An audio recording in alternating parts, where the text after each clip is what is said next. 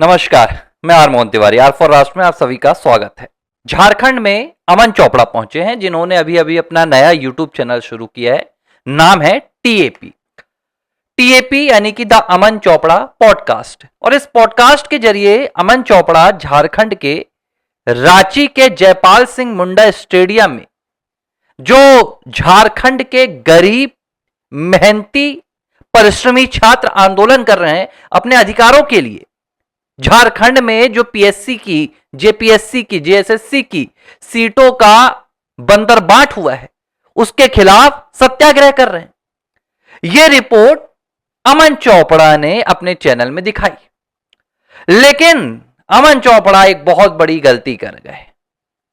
अमन चोपड़ा को नहीं पता था कि यह झारखंड की तानाशाही से भरी हुई हेमंत सोरेन सरकार है जिसका एक पाया कांग्रेस के पास है।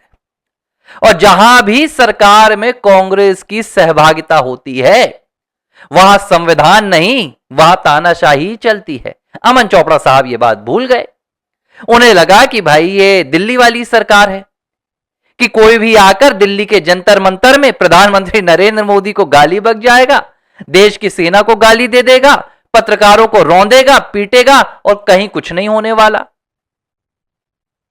पुलिस के खिलाफ, आरएएफ के खिलाफ फर्जी खबरें दिखाएगा, लेकिन कहीं कुछ नहीं होने वाला। लेकिन यह तो झारखंड है, यहां तो सच को दिखाना ही सबसे बड़ा कानून है कि भाई सच को दिखाए और आप जेल के अंदर गए।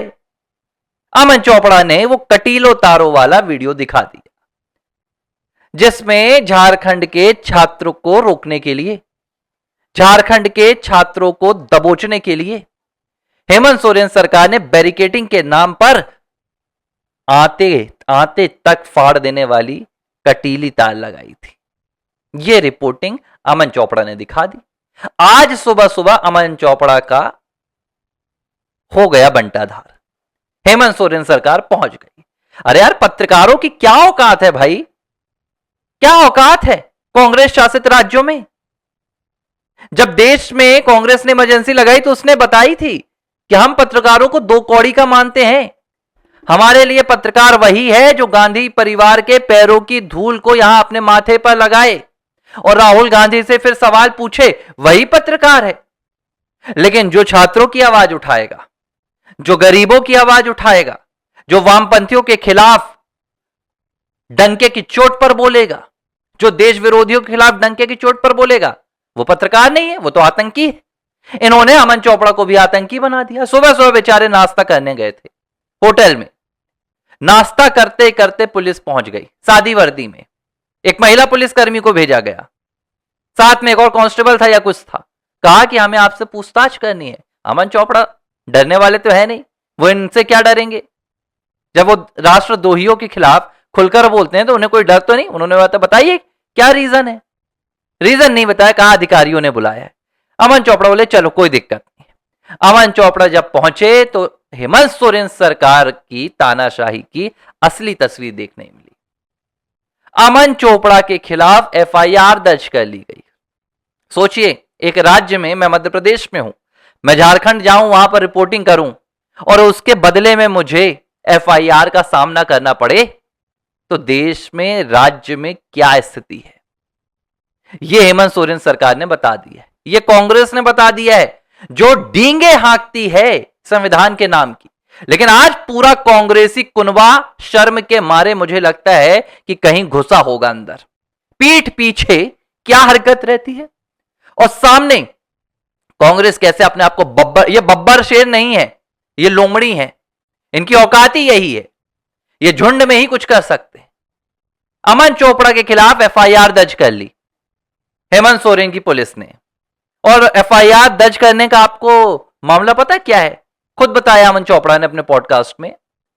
बीते दिन एक अस्पताल था रांची का, वहां पहुंचे थे और उस अस्पताल में एक राहुल नाम का लड़का जो लगातार भूख हड़ताल पर बैठा है, जो स्टूडेंट है, जो इसी झारखंड के रांची के जयपाल सिंह मुंडा स्टेडियम में था, उसकी अचानक तबीयत बिगड़ गई, सांस लेने में तकलीफ होने लगी। वो अस्पताल पहुंच गया और इस खबर को दबा दिया गया कि एक छात्र अस्पताल में भर्ती है, और सिर्फ एक नहीं, 4-5 छात्र।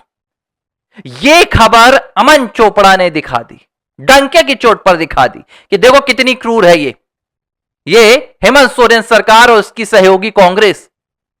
इस खबर को दिखाने के बदले अमन चोपड़ा के खिलाफ हेमंत सोरेन ने एफआईआर दर्ज करा दी। वही हेमंत सोरेन है जो कुछ दिनों पहले तिहाड़ का रास्ता काट कर आए। यह है हेमंत सोरेन की पुलिस, यह है हेमंत सोरेन की सरकार।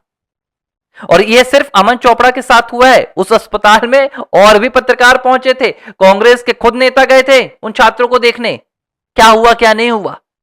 लेकिन अमन चोपड़ा को रोकना है। अमन चोपड़ा जिस तरीके से झारखंड के छात्रों की आवाज को पूरे देश तक पहुंचा रहे हैं, फैला रहे हैं, तो वो जो नकली छात्र प्रेम कांग्रेस का है, जो दूसरे दलों का है, सपा का है, संजय सिंह का है, डिंपल यादव का है, अखिलेश यादव का है, वो पूरा एक्सपोज हो रहा है। तो इसलिए इन्होंने अब एजेंसीज को, पुलिस को, अब मुझे नहीं समझ सुनाई दे रहा कि जब जब मोदी डरता है पुलिस को आगे करता है, अब ये जब जब हेमंत डरता है पुलिस को आगे करता है, ये नारा क्यों नहीं लगा रही कांग्रेस पार्टी। खैर, कांग्रेस को मैं क्या ही बोलूं, कांग्रेस अपनी सत्ता में भी यही करती है, कांग्रेस जहां सहयोगी रहती वहां भी यही करवाती है। लेकिन यह वीडियो मैं चाहता हूं उन छात्रों तक पहुंचे जो इस कांग्रेस के बहकावे में आकर इस देश की सबसे बड़ी संसद को उखाड़ने की बात कर रहे थे। यह वीडियो उन लोगों तक पहुंचे जो जंतर मंतर के छात्रों के आंदोलन को देखकर अपने आंसू नहीं रोक पा रहे थे और कह रहे थे कि मोदी तो तानाशाह हो गया। तानाशाही क्या होती है यह रांची के सोरेन ने बता दिया। और मुझे लगता है कि इतिहास में कभी तानाशाहों का नाम लिखा जाएगा तो उस लिस्ट में कहीं हेमंत सोरेन का भी आपको नाम लिखा मिलेगा।